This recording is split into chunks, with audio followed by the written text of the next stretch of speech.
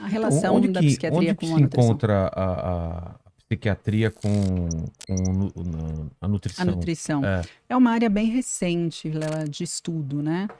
Eu diria que, assim, os últimos 10 anos a gente viu crescer um corpo de evidência muito grande da relação mesmo, dessa conversa que existe entre nutrientes e saúde mental e entre estado nutricional e saúde mental. compulsões também? Aí seria um comportamento alimentar, seriam Ah, tá. transtornos alimentares, né? Claro que a alimentação tem muita relação com transtornos alimentares, né? O alimento está envolvido e o comportamento alimentar faz parte deste transtorno psiquiátrico.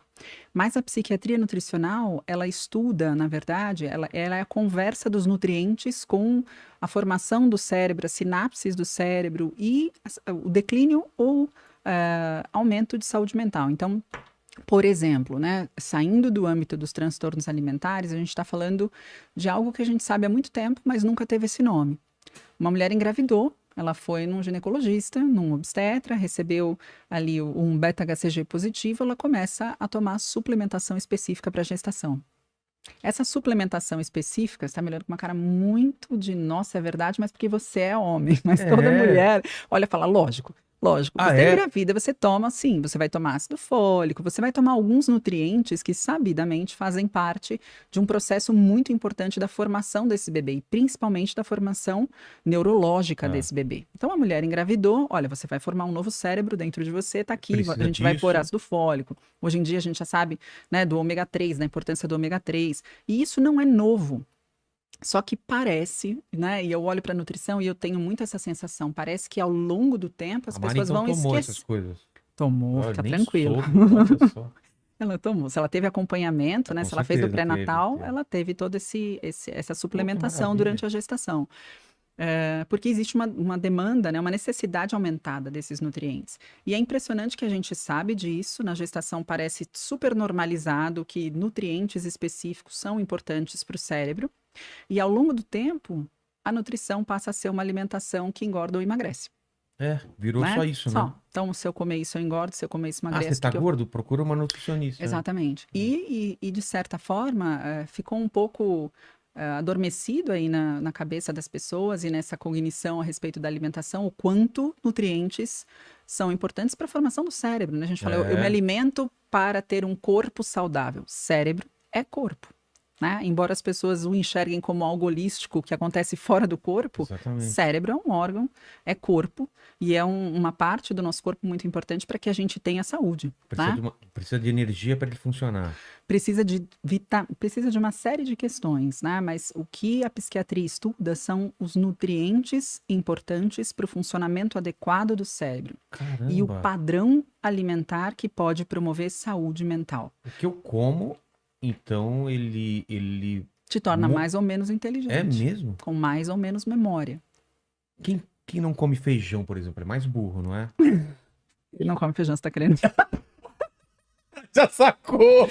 Ele não come feijão. Eu não vou deixar ele fazer isso com você aqui. Obrigado, Roberto. Obrigado. A gente ela vai já. fazer uma lista de substituição pro feijão aí pra você ter os Mas eu mesmos acho um nutrientes. absurdo, ele não Não, come feijão. eu é uma Eu dos meus adoro. alimentos favoritos, Mas arroz aí e eu feijão. quero ver se eu gosto de você ou Eu não. vou tirar isso aqui, não Pode tô tirar, conseguindo. pode tirar. Cabelo Eu não quero deixa. saber se eu gosto de você de cara ou não. Ah. Você coloca o feijão embaixo ou em cima do arroz? Eu ponho em cima. Tá vendo? Obviamente, em cima. Não sei se porque você olha pra mim, eu nem coloco. Ah, é verdade, Ele nunca, verdade. ele nunca viu no prato. É, nunca vi no prato, cara. Eu ponho em cima, É, obviamente. eu não entendo quem coloca feijão Melhor embaixo. composição Não faz existente. Não faz sentido por embaixo. Mas, meu mas, bem. por exemplo, o feijão tem algumas coisas nele. Tem uma série de nutrientes específicos. Ferro é um nutriente muito importante, inclusive na gestação, né? A criança também tem uma suplementação de ferro para evitar anemia ferropriva. A anemia ferropriva é um dos principais sintomas da deficiência de ferro, é o cansaço, a dificuldade de raciocínio. Só que ao longo do tempo a nutrição passa a ser, você tá olhando, tá com uma dificuldade de É raciocínio? que ele tem uma dificuldade de, De repente- raciocínio às vezes, eu acho que é o Muito ferro. pelo contrário. Tem uma coisa que eu sou rápido nas respostas aqui, ó, sem usar o Google.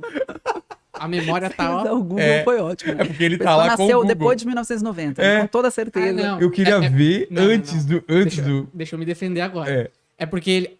Vamos supor, a gente tá numa conversa aqui e Aí alguém tem você uma fala, dúvida. como chama aquele cientista, não sei Pá, o quê. Google. Google. Não, não. Fala. Aí eu respondo e daí ele fala: aí é fácil ter o Google, mas eu respondi sem o Google. Eu não pesquisei. Sei, tô sabendo. Júlio Verbe, né? Essa aí eu caguei. Eu Ele errei. falou Júlio Verme. Verme. Não, eu li errado, é diferente. Ele fala assim, Ele leu no Google. ele leu no Google. E ele acabou de se entregar, Ele né? é o cara que fala larva que sai do vulcão, sabe aquela larva? Não, é que esse aí, um cara mandou um superchat aqui e eu tava lendo o superchat dele e eu me enrolei na hora de ler o Verne. Aí é diferente. Mas sabe que pra sempre a gente vai zoar, né, Ah, cara? eu sei. E aí, só concluindo a questão da psiquiatria nutricional, começou a se estudar, então, esses nutrientes. Será que a ausência desse nutriente tem alguma relação com algum transtorno psiquiátrico, com algum distúrbio psiquiátrico, com a neurodegeneração, demência? Tem, todo. E aí começou a se estudar também o padrão alimentar. Então, se eu comer dessa forma, se eu comer daquela forma, se eu tiver uma dieta, por exemplo, uma dieta ocidental, que é uma dieta que a gente chama muito rica, né, em gorduras e açúcares. Eu vou tentar falar termos não técnicos aqui, né, dieta ocidental, mas é uma dieta no padrão ocidental, né? Donuts, que você me perguntou, muita gordura saturada, combinada com açúcar de mesa. Frutas que tem açúcar também? Frutas são maravilhosas. É um padrão mediterrâneo alimentar. Ah, é? Padrão mediterrâneo. É um alimento in natura. Ela não tem só açúcar, né? Ela tem fibra, ela tem uma composição enorme de fibra, de nutrientes, de vitamina, de mineral, diferente de um donuts, né? Que você acabou de citar, né? Que tem ali farinha branca, processadona. As nossas frutas são bem diferentes do pessoal do Mediterrâneo, por exemplo, né? Dessa alimentação. Isso faz diferença? Banana? Não. A diferença que você tem aí do tipo de fruta, né? Da safra que você tem, não é a diferença do padrão alimentar. Quando a gente fala em padrão alimentar, a gente fala alimentos que compõem a sua rotina alimentar. Arroz, feijão... Isso é um padrão que pode ser considerado um padrão mediterrâneo. Um arroz integral, leguminosas, feijão, lentilha, são alimentos in natura. A dieta mediterrânea ela é composta de muitos alimentos, que são alimentos que Deus pôs na terra, para simplificar, né? Frutas, verduras, legumes, folhosos e carnes magras, né? Então peixes ricos em ômega 3, por exemplo. É uma dieta que ela tem um perfil, um padrão mais anti-inflamatório, com muitas vitaminas, com antioxidantes, que leva ao cérebro uma determinada qualidade, né, de funcionamento. E a dieta ocidental é uma dieta que tem grande densidade energética, então eu tenho bastante caloria ali, porque eu tenho alimentos mais processados, mais refinados, então imagina que eu concentrei o açúcar. Uma abobrinha, por exemplo, eu tenho 1 quilo de abobrinha. Em 1 quilo de abobrinha eu tenho aproximadamente 90 gramas de carboidrato. Tá? Aí eu tenho 100 gramas de uma bolachinha, um biscoitinho integral. 100 gramas. Eu tenho 90 gramas de carboidrato. Caramba. Só que você come esse biscoitinho em 1 minuto. E digere em 1 minuto. Né? Então eu tenho grande densidade energética nesse pacotinho. Enquanto que na abobrinha, para eu conseguir comer 1 quilo de abobrinha, é impossível. absurdo, Eu vou comer os mesmos 100 gramas e eu vou ter 9 gramas ali de carboidrato. Eu vou ter uma quantidade calórica imensamente inferior, mas eu tenho grande densidade nutricional. Então, o padrão mediterrâneo é um padrão de uma alimentação com grande densidade nutricional e baixa densidade energética.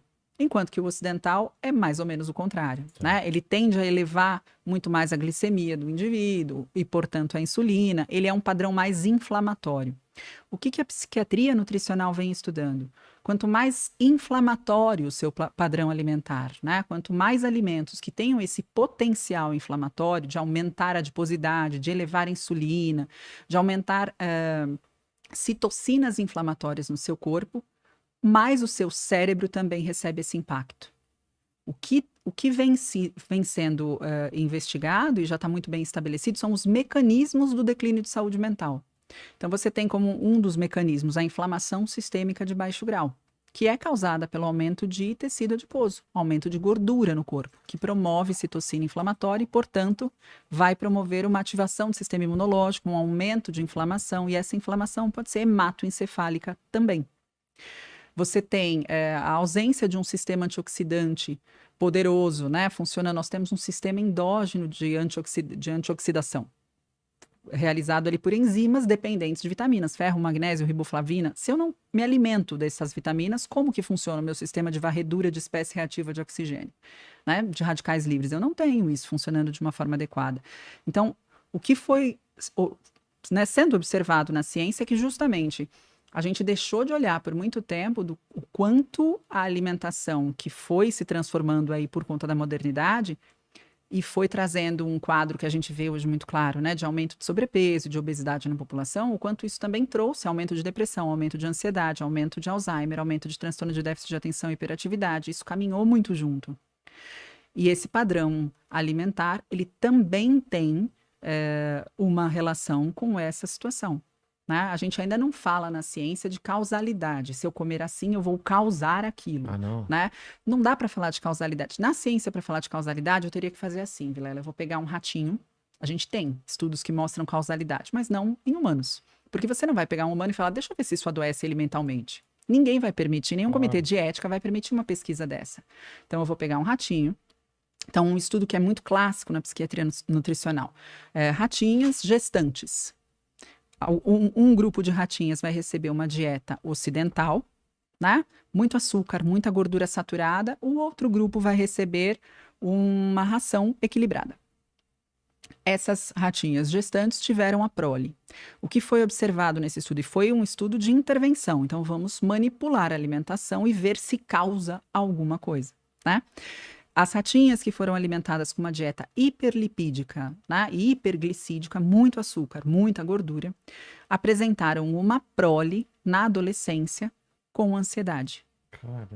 Os ratinhos tinham um comportamento ansioso, né? Então, mostrando a relação de que na gestação, uma alimentação rica em gorduras, mais inflamatória, rica em açúcar, pode levar a um funcionamento do cérebro do filho diferente. Né? A uma alteração de saúde mental. Nada tem a ver com quanto esse filho pesa, Entendi. percebe? Então, isso é causalidade. Ali nesses estudos você consegue afirmar causalidade, isso causa aquilo. Os estudos em humanos, você olha como era isso aqui e como eles estão. Então, por exemplo, como é a alimentação, qual o estado nutricional desta população? E aí avaliaram, estado nutricional baixo peso. Deficiência de nutrientes, baixo peso. Estado nutricional de eutrofia, adequado, né? Um padrão de distribuição de peso por altura adequado. Estado nutricional, obesidade mórbida, por exemplo. E aí eles verificaram quem dessa população, ao longo do tempo, tinha um diagnóstico de ansiedade e depressão, desenvolveu, ao longo da vida, a ansiedade e depressão. O que os estudos observaram? Que as pessoas em obesidade mórbida ou baixo peso apresentavam muito mais diagnóstico de ansiedade e depressão ao longo da vida. E associaram, portanto, e não, né, correlacionaram, não deram isso causou aquilo, mas disseram, existe um risco maior para um diagnóstico de depressão e ansiedade em pessoas que tenham muito baixo peso ou muito peso.